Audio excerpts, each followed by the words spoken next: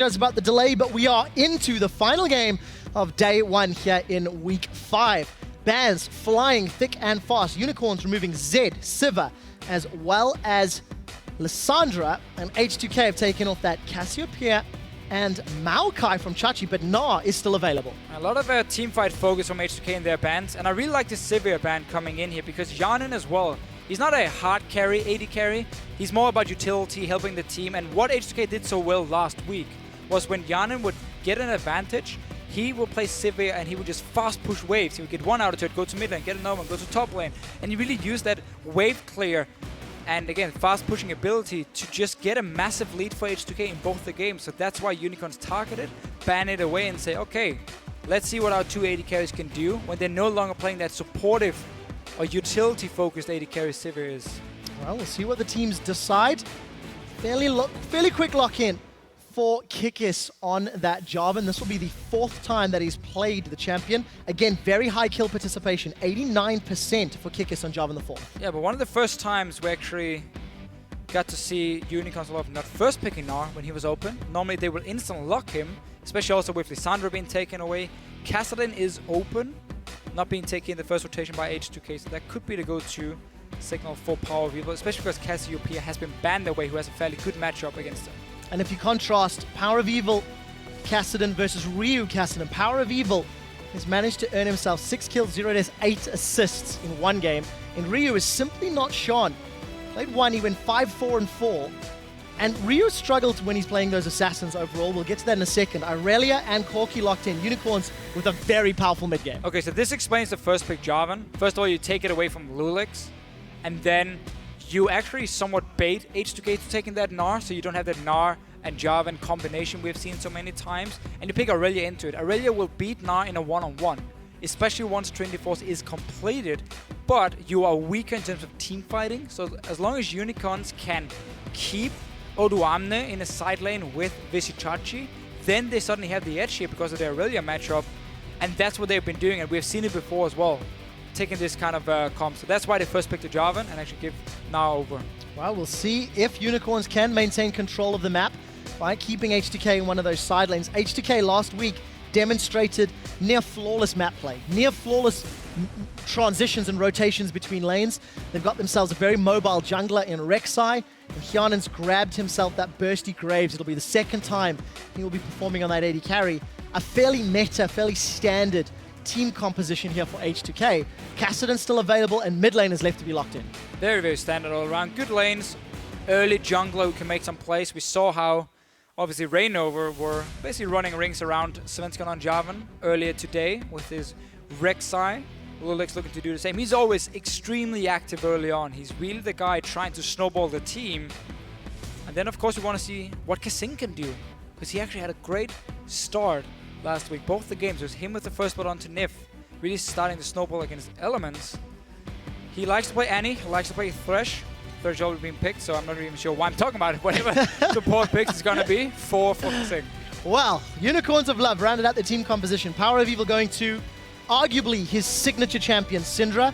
It has been hit or miss, but he definitely knows how to land those stuns. Morgana as that disengaged support. There is poke, there is siege, there is burst.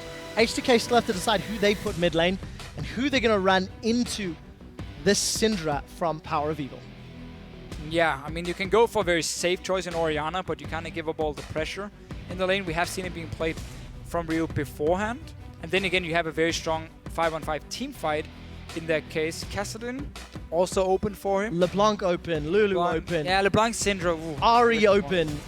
What does Ryu want to go to round out the team composition? It's going to be that team fight, as you predicted, Deficio. Orianna. Yeah, so just very safe. You give up all the pressure in the lane. So this opens up for Unicorns of Love to push in that mid lane and then have Kikis, as he likes to do, play a bit more aggressive. But you don't really want to walk in and try and duel that Rek'Sai too often for him. But Unicorns, as you just said before, they have a lot of options here.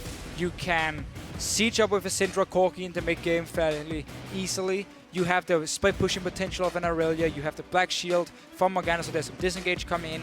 A very, very standard but all-around team comp, where H2K is more about this straight-up 5-on-5 team fight here. And Gnar goes in. Orianna and Graves combined with the two ultis. That's your AoE wombo combo you gotta pull off. Once that is gone, however, that's where it becomes pretty tough for them against a lot of sustained damage from unicorns. Well, we saw throughout the entirety of that last minute, Sheepy as well as Prolly really in full discussion with their teams. We've heard from both of the respective coaches that in those last minutes, they just discuss how to play the comp, things to remember, warding strategies. Deficio, we've touched on the timing of these team comps. We will see them in just a moment, but I think it's all about the mid game for the Unicorns of Love. And I feel if H2K are given time to scale, I think I prefer their comp in the late game. Yes, there's risk, inherent risk in that wombo combo, but I don't know, I think they can make it work. H2K have shown great team play. It can be slightly stronger, but it's not too big of a difference. Unicorns of Love have loads of things they can still do. Well, you did see those team comps, guys. Hit us up on Twitter. Hashtag UOL win or hashtag H2K win. And I've got a fun mini game. This is the battle, in my mind, of the up-and-coming Swedish ADCs. The Swedish AD carries that everybody's talking, where do they actually rank? What is their power level? And let's see who can claim victory over their opponents. Yeah, they might think they're up among the best AD carries, and maybe they are. We're going to have to see as we go further into the season, but we just have to admit, when it comes to H2K and Unicorns of Love, you don't really talk about the AD carries. Nope. Again, it's about the solo lane, it's about the junglers. They are the playmakers on these two teams here. And obviously Hylissang and KaSing, we heard some praise from Taps on the desk for Hylissang. They also like to play fairly aggressive. Deficio, it looks like we're going to have standard lanes, so while we wait for this to set up, I'm going to ask you a question. Last week, both of these teams went 2-0. Which team demonstrated a higher level of play in their victories, in your opinion? So I want to say H2K because they won on 30 minutes in both the games, but they played Elements and Rocket, two teams known for being very weak early on. And again, if you manage to get that kind of snowballing like H2K did, you can close it out very easily. But I just like the way they really moved around the map. There was barely any mistakes from them, and that's again why I feel like H2K looks slightly better, but it's impossible to say. Now they're facing each other, different opponents. I don't expect to see the same kind of mistakes like we saw Rocket and Elements do early on from Unicorns here. So we'll see if Unicorns can maintain control in the early game. Nothing really surprising as far as itemization is concerned. We do see both of the top laners hanging out with their junglers to set up that very early buddy system. And Hylissang going to get an early ward and early vision. So he's just trying to spot if H2K actually doing the Gromp and see if he can stop them on it. And as soon as they saw him roam around, they decided to not start it and instead go down to this lane here. Normally, or otherwise on Thresh and Graves, you can take Gromp really easily, even flake the Gromp down towards the tri-bush so you have a shorter route into the lane itself. But we're gonna just see no XP advantage, fairly standard start. Same goes for the top lane. Cloth 5 actually from Odoamne, so really not looking to bully out the Irelia instead. Just have these very, very long trades where you're going to out-sustain her instead, but she has a flask and potion, so it's going to be a bit of a farm lane between these two. Well, we'll see who can come out ahead. Okay. Holy moly! Unicorns have got some fans. Those fellas last week with the unicorn head masks. Mask is the word I'm looking for. Obviously chiming in 91%. But it is up to this game to determine who's going to control that mid stage. Odoamne, as you've touched on, defensive start, shoved the wave in. We did see PowerOfEvil shoving the mid lane in against Ryu. And a moment ago, Hjarnan and KaSing pushing as well. Yeah, Vizicsacsi was helping Kikis with the Gromp, so just came a little bit later to the lane phase. I actually didn't see if Odoamne did the same, but it doesn't even matter. Gnar early on will always be able to poke the Irelia with range, push down the wave. It's going to be all about the Trinity Force completed or just phage into Sheen, and that's where Vizicsacsi can take over the lane and start jumping the Gnar. Well, KaSing threads the needle, hooks that death sentence onto Vardags to put some poke down. 16 CS to what'll be 15 shortly. Oh, missed actually by Vardags. So now a trade in the top lane. This was meant to be a farm lane. Odoamne and Vizicsacsi putting a lot of hurts. It can still be a farm lane because there's so many potions and ways of getting HP back for them. So once they take one trade, they just back away, use all the sustain, and then they go at it once again. Whoever wins those trades and forces the first guy to run out of potions or flask charges can then force him back to base and actually start getting an edge in the lane. Well, let's see if KaSing can get to the point in a couple of levels time where he can pop that black shield. It's just that death sentence if he decides to skill that route. gives them the opportunity to burst it down and still get CC after. Yeah, and also we normally see the cooldown reduction builds on Thresh, where it's really good when you max your hook, the Q, because it goes down every level in terms of cooldown, and also if you do manage to connect it, there's a 3 seconds less cooldown, so the more cooldown reduction, obviously the more often you can spam it out, and I believe actually on 40%, if you manage to connect the hook, you go down to like 4.5 seconds cooldown on it. So that's very, very low for the late game stages, focusing. But again, I mean, top lane, just to go back to the top 5, I actually quite like it, because you know Irelia starting Flask Potions, so it means you won't get out-sustained and can just stay here and keep farming. So let's see how much trouble Odoamne is in. The wave is probably going to push away from him in a moment or two. We'll see how that plays out.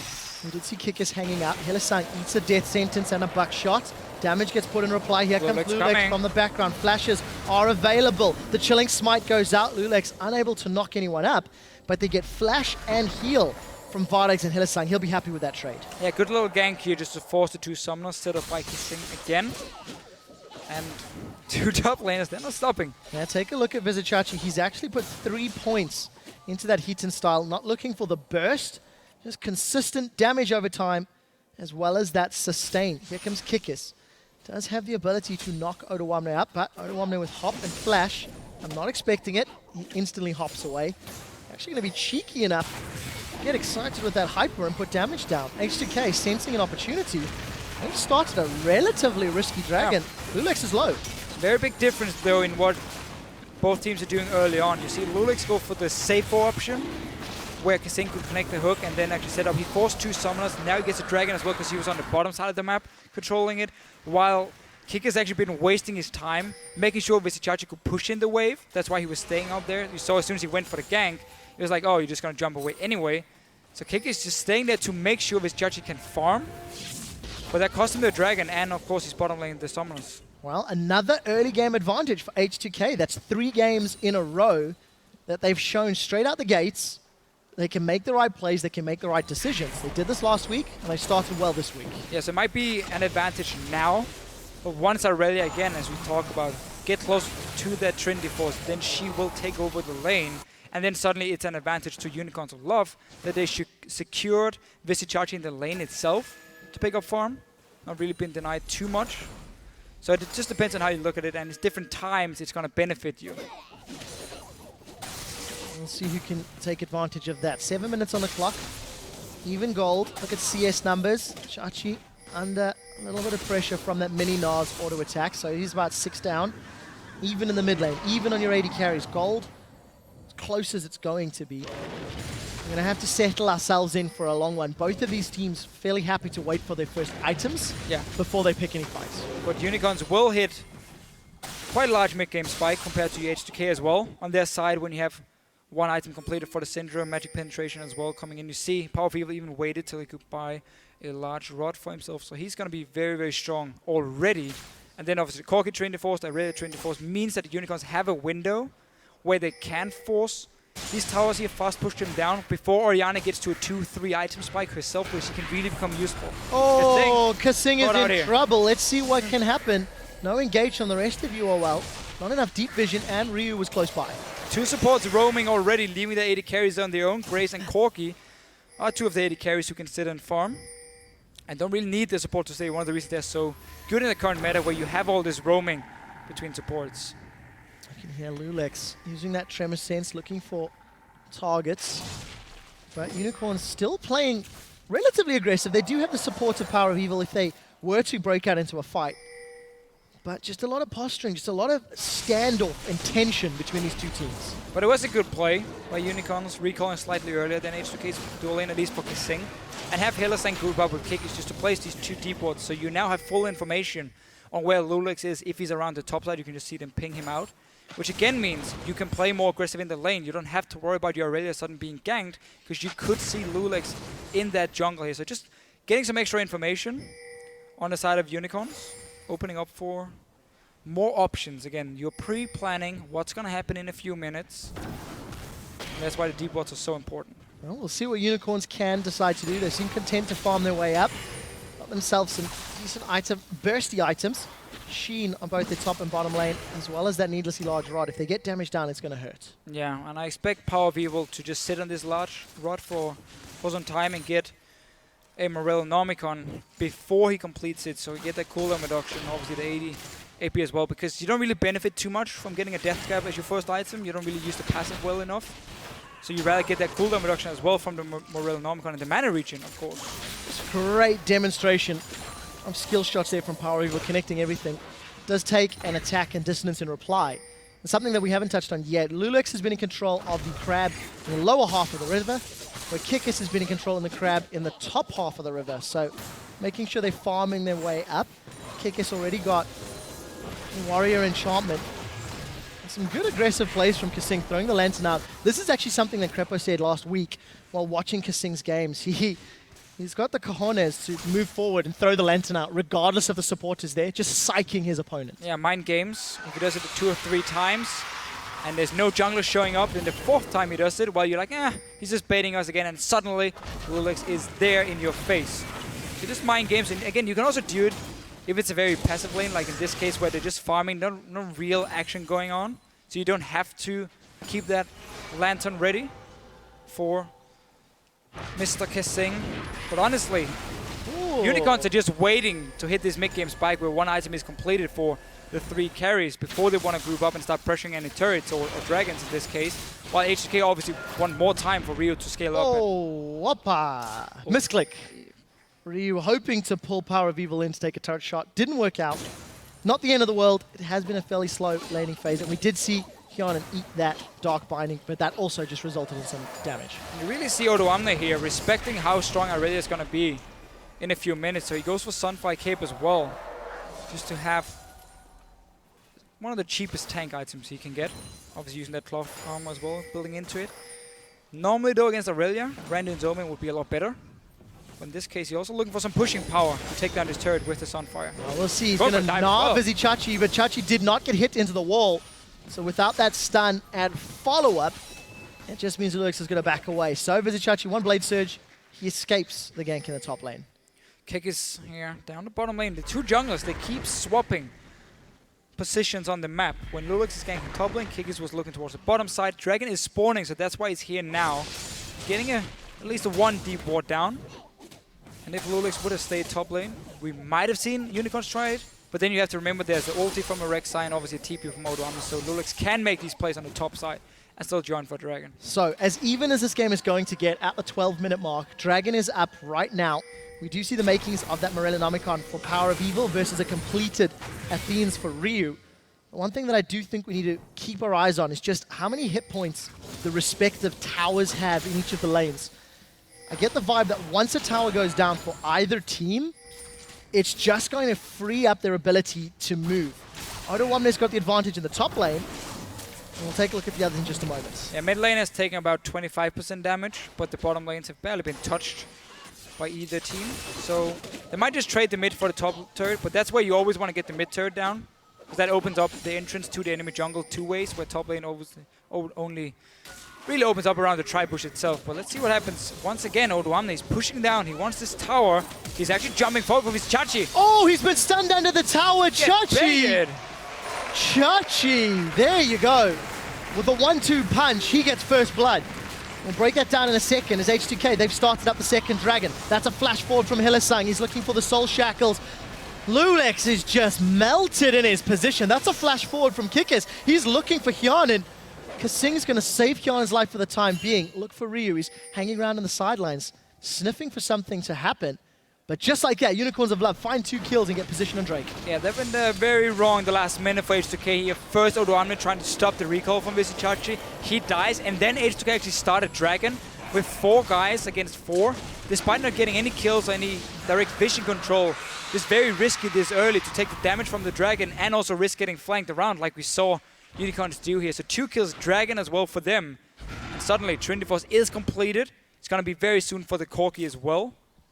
Then we can start seeing some aggressive plays. Well, Unicorns of Love bided their time. They lost 1 dragon, and at the 13-minute mark, they punish an over-aggressive Odoamne and secure their first dragon of the game. For the Unicorns, two Trinity Forces. You did mention that a moment ago. Moby boots on Hylissang. No flash. It doesn't matter. UOL still looking to get tower pressure. I think if you look across the map, H2K, despite just losing that lead a moment ago, they're the ones that has got the tower pushing pressure. Odoamne has got a couple hits away from securing this top tower. So let's see who's going to get the first one, who's going to unlock their lane. So Chachi here actually just went aggressive onto Odoamne to give him that extra amount of fury.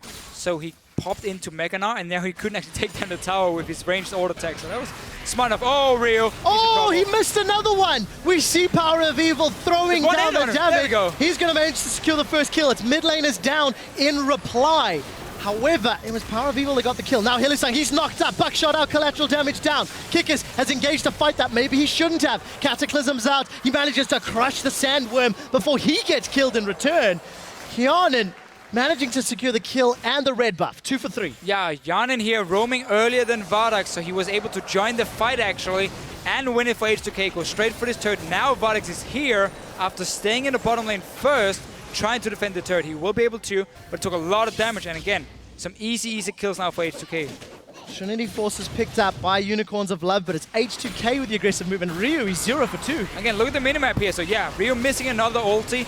Hjarnan is already on his way. He actually was back down towards the bottom side, then turning around. Vardags is left in the lane itself, and that's why H2K can now come in and start cleaning this one up. Kikis want to get a kill, doesn't realize his own AD carry is not even close, and he's going to end up dying for it as well. So H2K moves and counter moves.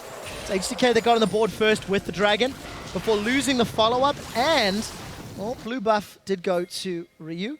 We did see during the course of that replay that Odoamne was able to secure the first tower of the game. So H2K now, this sort of game of chess, the strategic moves, it's H2K that have slowly clawed a minor lead. Itemization, we did see that Morellonomicon completed. Needlessly large rods still for PoE. Trinity Forces on the side of Unicorns. And Odoamne just going full tank. No Hex Trinket today. And it's actually H2K making the move in the mid lane, where it was supposed to be Unicorns of Love with the Trinity Force on Corki, grouping up early and start pushing down on these turrets. Instead, Vardags again has been left in the bottom lane, while H2K say, okay, we don't care, it's a dead lane for us at the moment, we're just going to put our focus mid lane. So they actually get a tower, despite that mid-game spike of Unicorns here. Despite that mid-game spike. It's a lot of Makes sense to me. But we do see the tension and the pressure of this matchup. It has really slowed down the tempo. H2K maintain control of the Scuttle Crab in the bottom. I quite like Hjarnan donating that one to his jungler. Going to get that plus 30 additional gold, thanks of course to having his jungle item. But let's see what control H2K can gain. Unicorns group themselves up and still sticking in their lanes despite the tower being down. Odoamne is not posturing to put any pressure elsewhere. I guess they got top, they got middle.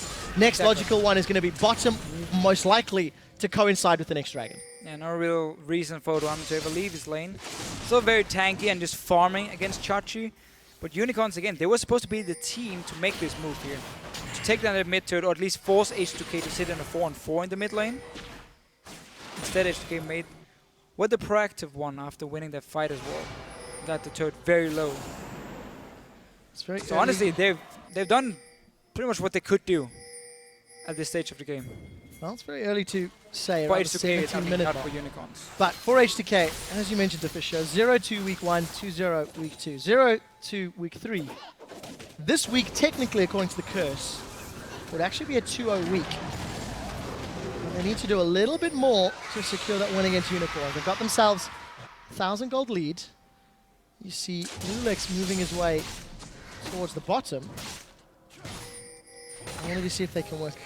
If they can work this to their advantage. Warmog's picked up for both top and jungler on H2K. That is a super beefy front line. It is, and again, H2K, they're just buying time here. You've already gotten 2 out of turrets. You have a dragon as well for the 6% AP and AD. You are happy going back to standard lanes. As long as you can see where Vardags is on this Corki, you know that there won't be like a fast push suddenly going on, because you can always see him sitting in the bottom lane. So that's fine for them. You want to get your 2-item spike on the Graves as well, where he suddenly can now start out-damaging a Corki. In terms of like overall poking, burst coming in from him. So Hjarnan, I mean, he's perfectly fine.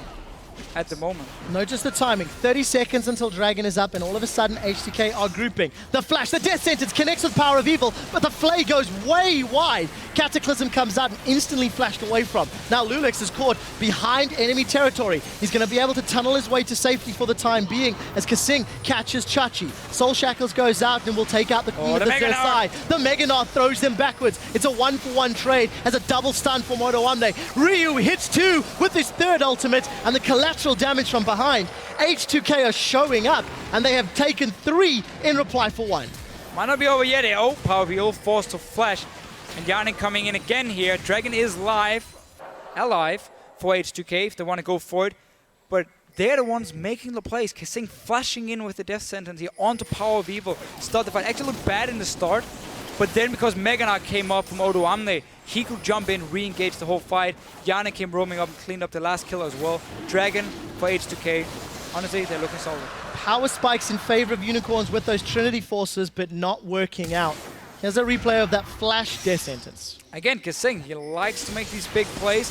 Yes, okay, you missed a play and ulti in this case, and you actually end up losing your jungler first. But because Mega Gnar is coming from Odoamne, that's all they're waiting for.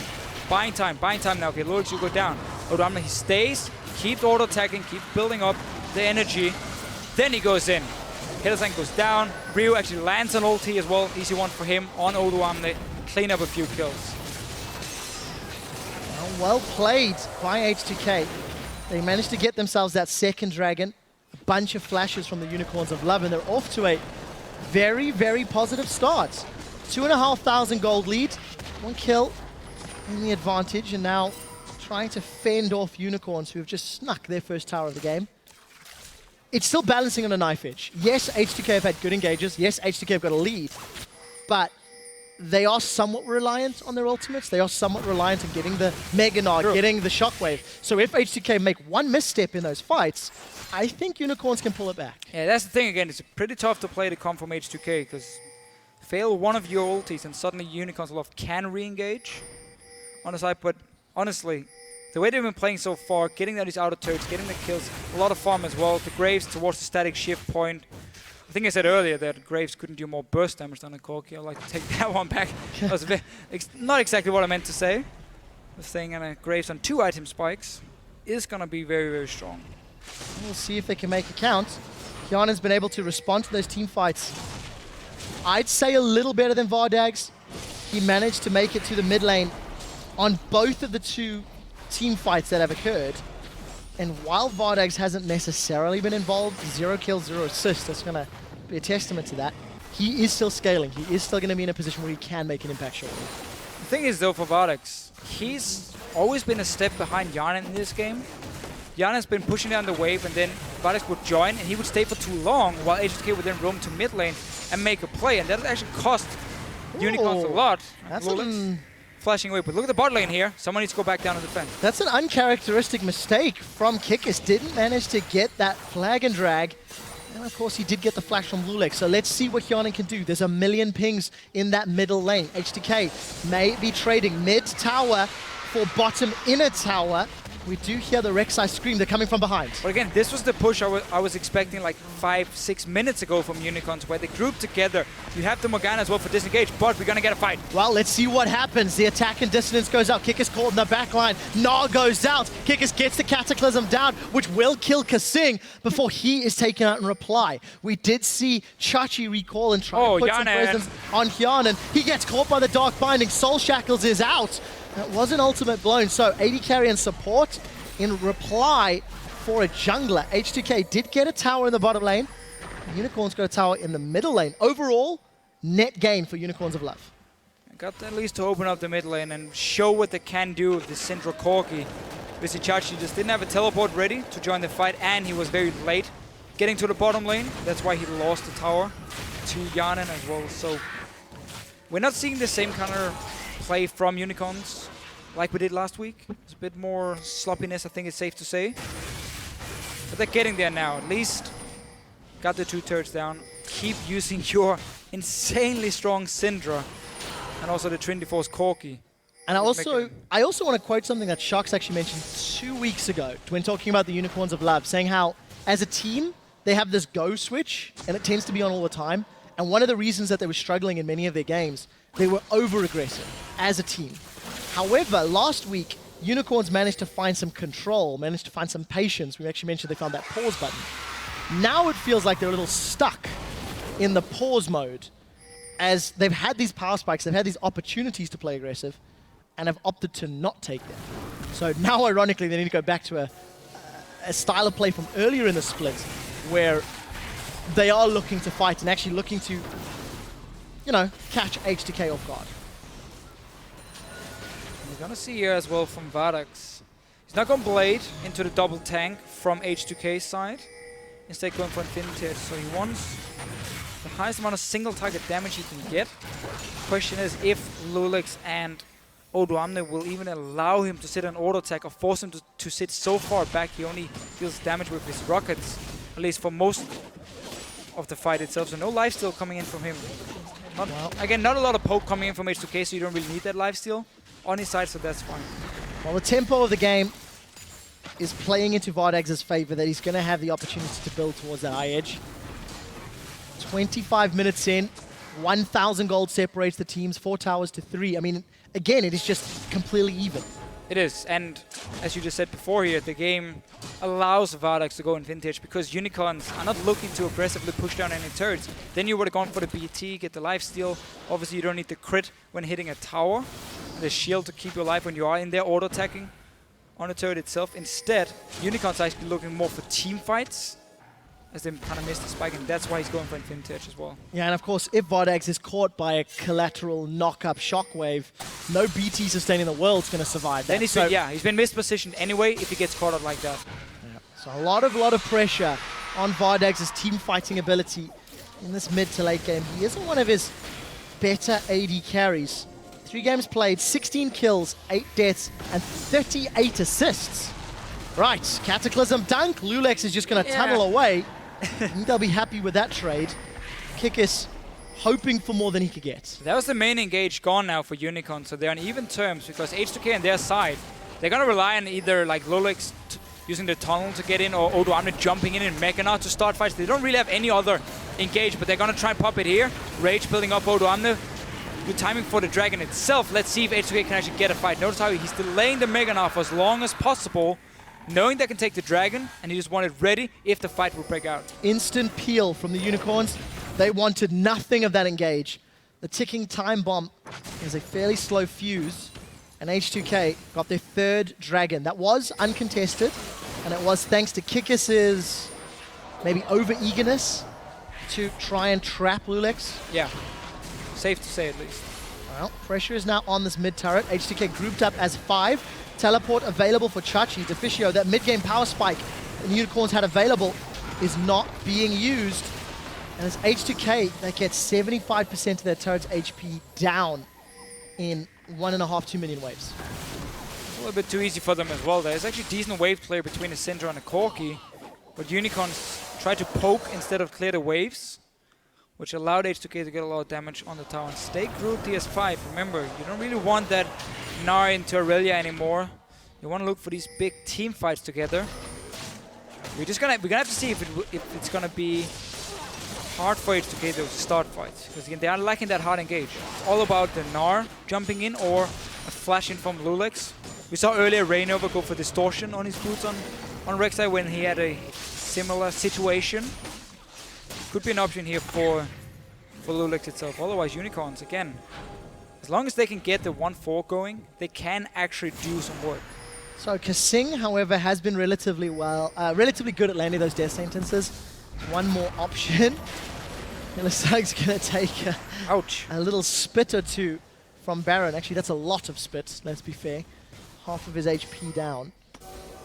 But for H2K, they seem to be content playing the slower game. They've been more proactive. Took the first dragon, picked the fights, pushed the towers. It hasn't resulted in absolute control because their opponents have managed to put replies on the board. And every single time you hear that Rek'Sai scream, loulex is just looking for more farm and more vision. Once again, taking control of those crabs in the bottom half of the jungle. Infinity Edge completed now for Vardags. Deficio win for the long haul, as these teams are signaling that it's going to be all about those dragon fights. Yeah, 3 already picked up by H2K, 1 by Unicorn, so no real biggie yet for any of the teams. The next one will of course be important, but as long as Unicorns can play around the Gnar and like he's rage bar and see, okay, it's about to go Mega Gnar, fine, we just back away. Mega Gnar pops, that's the main engage option from H2K. It runs out and then Unicorns can actually walk in and start fighting. And obviously again, Vizicsacsi, he's looking for these one-on-ones, he's gonna get it now. And it's... We'll see how this goes. Wallop. Fairly slow pace. Blade Surge. Red buff is there. It's a race and Chachi is winning. Gonna force the Gnar ultimate from Odoamne. Not a matchup that Odoamne wants, but Odoamne is not looking for the 1v1, he's looking for the team fights. Let's see the positioning. UOL grouped up in the jungle. This fight meant that you can actually take the wave now from Unicorns Aloft and push it up, and that's why they're moving from mid lane down towards this bottom side. Didn't want to go for any siege in there. Instead, trying to join in with the wave itself, but H2K have been reading it. They're already here to defend, forcing Unicorns Aloft to now back away, and once again, wait for a dragon to spawn, or constantly try and push out these waves here. Vizicsacsi does not have the damage to really burst down Odoamne in any way, so we're always going to have these fairly long one-on-ones. He's going to win it, but it buys enough time for H2K then to send up players, to defend the lane after if Unicorns want to join in, like we saw here. Oh, the shockwave flashed away from Hylissang. Ryu looking for another one. He's 1 for 4, but this one was dodged, not missed. I like the fact that UOL were willing to go aggressive.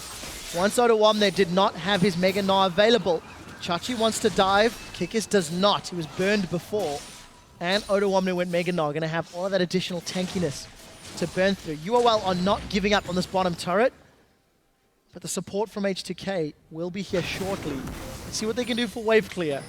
Ryu's got a lot of damage and he's gonna be the primary one. Hjarnan was top lane beforehand. He was gonna push out the wave, he start the slow push for them, which means actually Unicorns Aloft can get some damage on the turret this time around. 50% of it down, we see those spears coming out. PowerOfEvil unleashes his power. Only just poking down Ryu, not gonna be enough to really secure anything more than some damage on the tower, but it's gonna be a slow grind here. It's gonna be. It is one. It is one. With 31 minutes in, 3 towers to 4. Again, gold is even. H2K minorly in the lead, but 1 minute to go for the next dragon. Let's see who's gonna get better positioning. I was optimistic.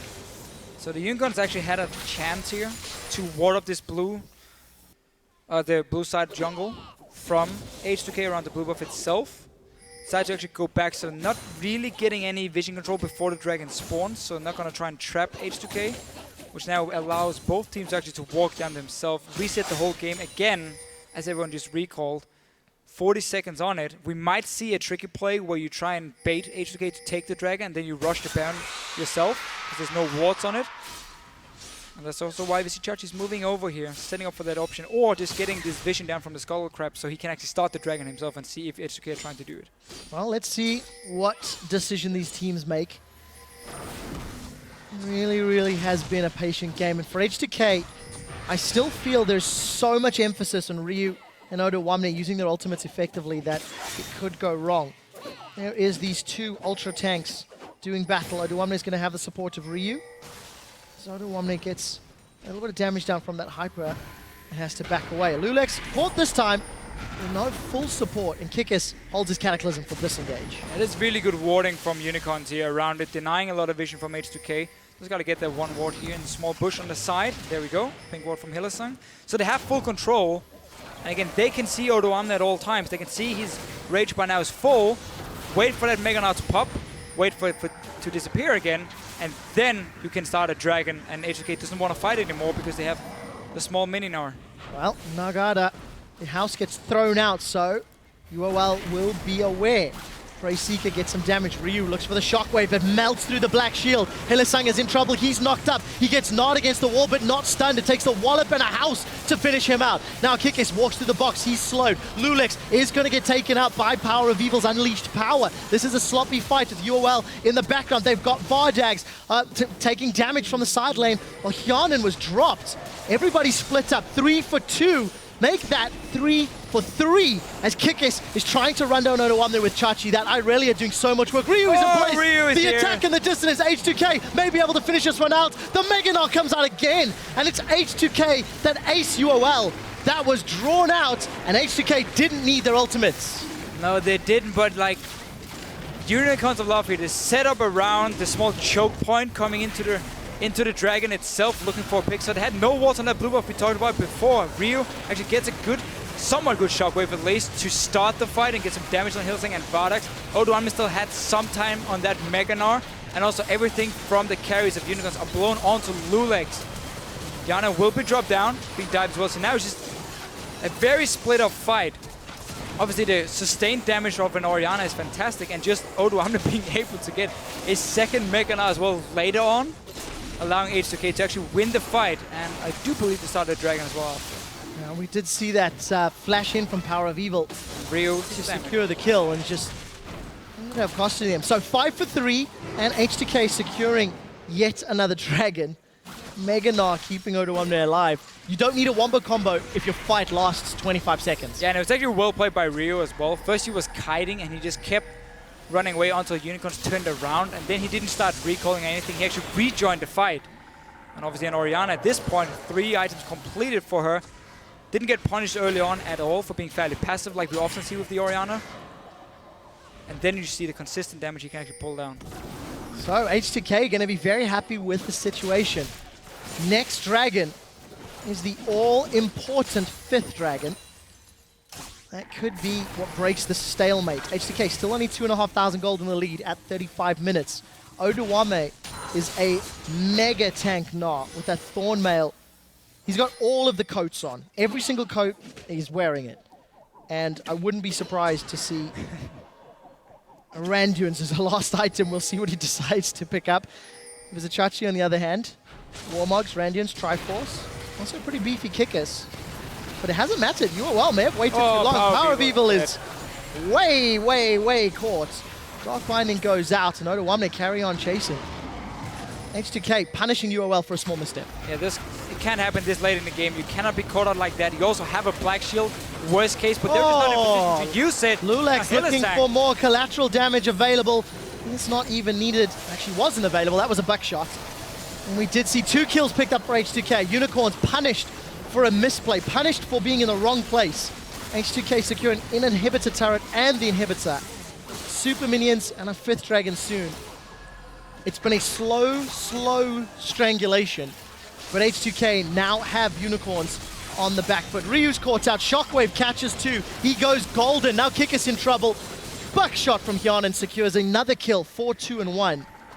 And H2K setting up with no jungle presence. This could be Baron. Could be Baron. Did you have blue buff on your mid lane as well, so full mana. No problems here. 2 guys from Unicorns in the base itself. Should be the Baron now for H2K. And honestly, this slow-paced game has just benefit them all around. They were the ones making the plays early on. Unicorns misplayed their composition there and their power spikes, and they've just been punished for it. Well, that's what Odoamne can do. He's chasing, he's throwing skill shot after skill shot. There are minions backing him out. Chuck the chimney, the kitchen sink, and everything else you can before KaSing pulls him out to safety. Now Vizicsacsi is playing aggressive. You can see that Hjarnan moved up to the top lane to deal with that big minion wave that we saw in the mini-map. Minions doing some work, securing Unicorns a tower, but it feels like it's too little. Now that H2K have got Baron, they've got a strong lead, they've got super minions, and a dragon to take shortly. Yeah, the only problem now for H2K is you want to push down multiple lanes because of the wave clear from Unicorns, but you don't really have the comp to do it. You can start a slow push, but that's going to take a while, and then your Baron buff will almost have ran out by that time. So I think for them, they might honestly just wait again for this last dragon and not necessarily look to make too many aggressive pushes with the Baron itself. Get that 5th dragon first and then go down as 5. And then you can really start hitting these turrets with 30% extra damage on them. Take down the structures very fast. 2 minutes less than until that dragon is up. Roughly the same amount of time that the Baron buff will last. Let's see what Unicorns can do. They are the ones playing aggressively. They did not manage to get control of that blue buff. Picked it up. It does look like Ryu was able to secure it. needs to go back very fast, because this lane has been built up slowly by Odoamne. They've seen him walk pretty much from his own tier 2 turret with his wave all the way down. That is a giant Gnar. And there was no reaction from Unicorns. That was just a free tower for H2K. Well, look at this. It's H2K that are grouping. For sure. I mean, fight effect, dragons up. So gonna punish again. Unicorns uncharacteristically out of position. Death Sentence doesn't connect. 50% of the inhibitor turret is down. Another minion wave. Conga lines in. There's 2 Baron buffed siege minions up. There's a stun hit Odoamne, but you don't want Odoamne. Unleashed power not used yet from PowerOfEvil, and those siege minions still doing work. Here comes Vizicsacsi. Cataclysm comes out. It's Kikis that's in trouble. loulex gets pulled to safety by the lantern. Now Chachi eats a house. Odoamne looking for more. Does not have anything else to give. But H2K get a kill and the tower, and Hylissang is just melted from the damage of Ryu. H2K peeling away. Dragons up in 20. And again, that was just Unicorn's tunnel visioning on the dragon, which was going to spawn in about 1 minute and 30 seconds when this whole thing started. Didn't pay attention to Odoamne, building up a massive wave in the top lane, pushing it down. And suddenly it was just easy for H2K to walk over and say, fair enough, you're going to give us first tower. We have 2 cannon minions as well, Baron buffed. Take another one for them. Gonna get the dragon as well, or will they? TP coming in from Chachi. It's only 4 members from Unicorns against 5 from H2K. This is not gonna work. It's not gonna work. This is gonna be Abandoned scary. mission. Dragon is up. It is secured. Chachi's gonna get caught by a boomerang. H2K looking for more. KaSing, he flashes. He gets Hylissang. Black Shield is up, so he's not gonna get rooted. And despite the Soul Shackles going out, Ryu has found PowerOfEvil. That is not gonna be a powerful man as he's down. The wallop holds Chachi in place. It's 2 kills and Dragon number 5. Odoamne's got over 4,500 hit points in Mega Bajillion Gnar, and he is just going to destroy Unicorns of Love. It seems the power of the mythical beasts has been tamed, and H2K are pushing in for the victory to round out their week with a strong first victory. Overall, just a very good game by H2K here, and actually showing they have great shot calling now. They know where to be in the map. They know how to create the plays. KaSing is not afraid to flash in on this Thresh here, trying to start a fight. And honestly, looking at the last 2 weeks, oh well, last week and this week, H2K looked like a stronger team than Unicorns of Love and more consistent in the way they're playing. If you just look at the last 2 weeks. Yeah, 3 games, I would agree with that. H2K slow and steady, but truthfully, they were always in control. Yeah, truthfully, they were making more proactive plays, and Unicorns, despite their timings and items, they didn't do anything. That was the weird thing, because Vardags was sitting in that bottom and he stayed there for such a long time when you were supposed to be the one grouping up here and actually try and create a pick through the Syndra stun and the Morgana binding. They didn't, and instead it was just H2K saying, fair enough, you're gonna sit back and farm. We're gonna make the plays, roaming from KaSing, Hjarnan leaving the lane as well, winning these early fights for them, getting the early dragons. And Ryu could just sit back and farm on Orianna. He didn't have to do anything. He got to 3 items and said, fair enough, now I'm gonna fight. And then he was really strong because he actually got to scale into late game. So this was a game for Unicorns where they have to go back and look at the champion and say, when do we need to abuse our spikes? When could we actually make some plays? Because we didn't do it this game. That massive difference in faces. Probably over the moon ecstatic. And you saw the stern seriousness of Sheepy from the Unicorns of Love. This actually ties them up in the standings at 5 wins, 4 losses apart. In contrast to Elements, who find themselves at 4 wins, 5 losses. Yeah. The middle of the table is blown wide open. The middle of the table is open up to so many it's the teams. UOLs, yes. I mean, everyone in the middle of the table, you can just beat each other left and right. Rocket obviously now actually falling further and further down. Yeah. But the Copenhagen Wolves picked up a win as well. So suddenly we have like Wolves, H2K, Unicorns, and Elements sitting near each other, fighting for that number 3 spot. Obviously, Fnatic and SK are still a few games away. A few games away from the rest. 8-1, 7-2. So they need to lose more games for anybody to catch those 2 guys. But I'm actually glad you brought up the Copenhagen Wolves because their name now needs to be added to the conversation of Unicorns of Love and H2K. Yeah. H2K and the Wolves have improved over the 5 weeks of the LCS more than any other teams. I think if you look at all 10 teams, they have shown that they've adapted to the stage and they're putting up great performances and great wins. And all the teams have coaches which the players speak very highly of. They respect them a lot. Dentist from Copenhagen was probably from H2K and Sheepy from Unicorns. I'm not saying it's all about the coaches here. Yeah. I'm saying it shows for them the improvement they have made this split, how it has benefited them having some good management around them at least. Where we can talk about a team like Elements who seems to struggle a lot. We saw Wicked say in his AMA how their coach came over from Dota, so he had to kind of learn the game a little bit. He needed more time. I'm not saying it's all about the coaches, Yeah. but there clearly is a difference if you look at these teams. I think that's fair to say. The off-stage prep and training is paying dividends for teams like H2K, for teams like the Wolves, and less so for other squads. You know, then you've got a team like Fnatic who came into the split looking particularly good. They took down SK, the only team to do so the first half. And yes, Fnatic have their weaknesses, but what they are is very difficult to exploit. Yeah, It's true. only been the Wolves that have really been able to beat them when Fnatic played their own game. And when the Unicorns took Fnatic down, it was because of Fnatic misplays, which is a rarity in their playstyle. So the EU LCS after the first half is really, really interesting. It is very open. So this game really, it didn't show Unicorns and H2K how they normally play. Yeah. Often it's very action-packed and Yeah. it's not unusual. We have these 30-minute long games, but it was basically one team not knowing exactly how to play their comp and one team saying, fair enough, we're just going to wait for late game anyway, and we're going to take dragon after dragon, and then we're going to slowly win. So they didn't really have a reason from H2K side to make any plays. Yeah, and I would argue, despite the fact that H2K have been faster in the last weeks, this is what they wanted to do. They Yeah, for wanted to sure. play slow and steady, and it ended up working out for them. For the time being,